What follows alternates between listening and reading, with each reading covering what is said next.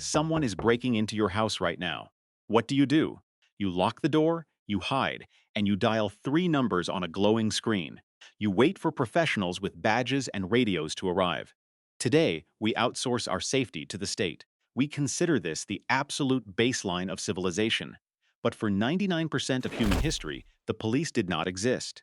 There were no detectives, no squad cars, no forensic labs. If you lived in a medieval village and someone stole your pig, dialing for help wasn't an option. The state wasn't coming. You were the state. In medieval England, the legal system relied on a very simple piece of technology: your lungs. It was a legal doctrine called the hue and cry. If you witnessed a crime, you were legally required to start screaming. And not just yell for help. You had to make a massive, continuous racket. The moment that sound hit the air, every able-bodied man in the village had to drop exactly what they were doing. If you were baking bread, you dropped the dough. If you were shoeing a horse, you dropped the hammer. You had to grab a weapon and chase the suspect. This wasn't a suggestion, it was the law. If you heard the cry and ignored it, you were heavily fined by the local court. The village itself became the police force, a sudden, angry mob of farmers sprinting through the mud. Law enforcement was essentially mandatory cardio, but chasing a thief only works if you catch them. How did a village stop crime from happening in the first place?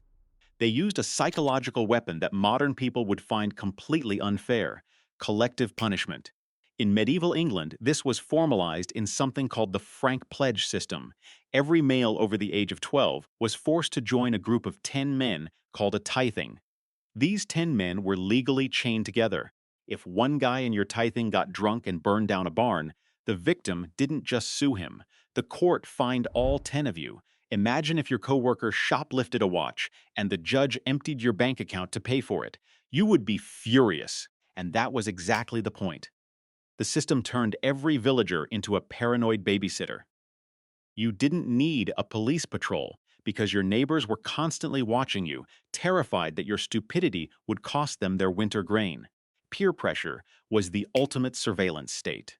Let's say the tithing fails. A man commits a serious crime and the village catches him. Today, the answer is obvious. We put him in a concrete room for 5 years. But historically, the concept of a long prison sentence was incredibly rare. Think about it from the perspective of a subsistence farmer. Food is scarce. Winter is brutal. Why on earth would the village spend its hard-earned resources building a secure facility, heating it, and feeding a thief for a decade? To an ancient community, a long-term prison sentence was an absurd luxury. Jails existed, but mostly as waiting rooms. A dark pit or a locked cellar where you held a guy for a few weeks until the traveling judge arrived.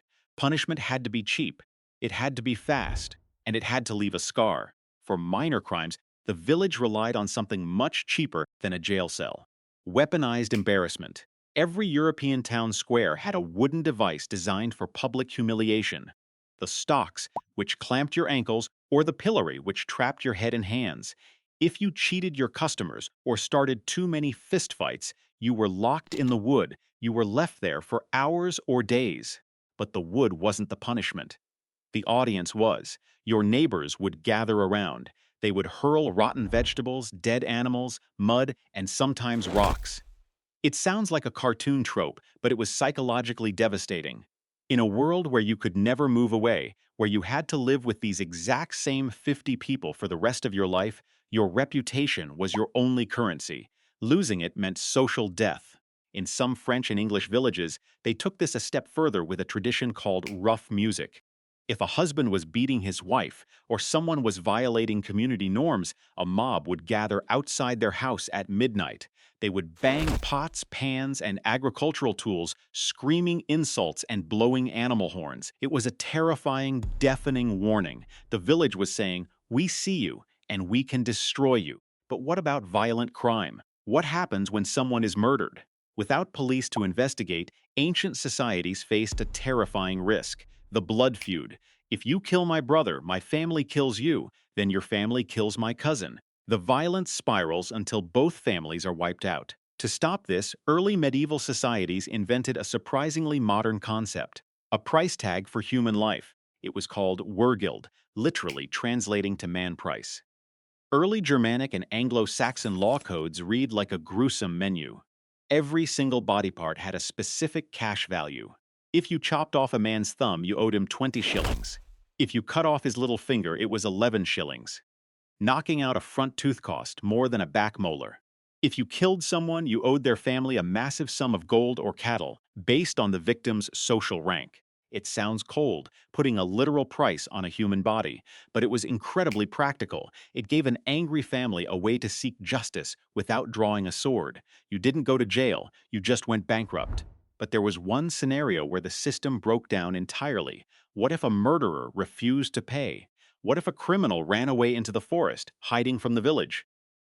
Without a state police force to track them across the country, the community used its final, most terrifying weapon: outlawry. A judge would declare the fleeing criminal an outlaw. Today, we romanticize that word. We picture a cool rebel in a cowboy hat. But in the Middle Ages, being an outlaw was a nightmare.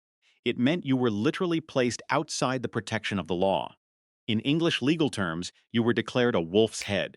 Legally, you were no longer considered human. You were a wild animal. Anyone could hunt you down and kill you without facing murder charges. In fact, they were encouraged to. You could not buy food. You could not inherit property. You could not seek shelter. Your own family was forbidden from helping you.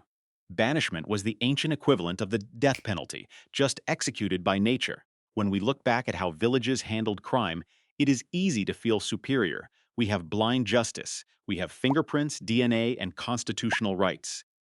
We don't force victims to chase robbers through the mud, and we don't price a human thumb at 20 shillings. But the old system reveals something profound about human nature. Before the state took over, justice was intimate. It was loud, personal, and heavily dependent on the people standing right next to you. You couldn't ignore a crime because the crime was a threat to your specific survival. Today, we sit in our locked houses, hear a siren in the distance, and feel relieved that it is someone else's problem.